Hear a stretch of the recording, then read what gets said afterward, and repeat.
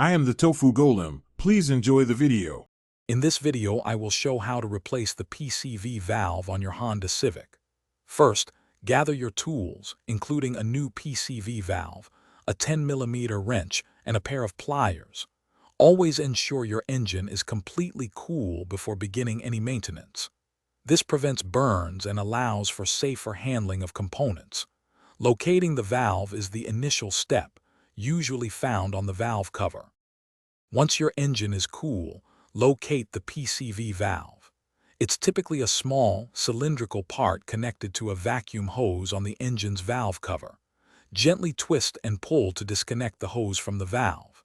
Then, using your 10mm wrench or a pair of pliers, carefully unscrew or pry out the old PCV valve.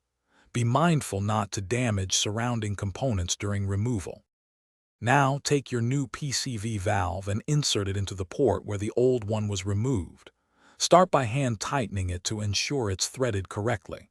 Then, use your 10mm wrench to tighten it securely, but avoid over-tightening. Finally, reattach the vacuum hose to the new PCV valve, making sure it forms a tight seal. A proper connection is crucial for engine performance. After installing the new valve, perform a final check of all connections to ensure everything is secure. Make sure the hose is firmly attached and the valve is properly seated. Start your Honda Civic's engine and listen for any unusual noises or vacuum leaks. If everything sounds normal, you've successfully replaced your PCV valve. Remember to dispose of the old part responsibly. Thanks for watching. Consider subscribing if we helped you today.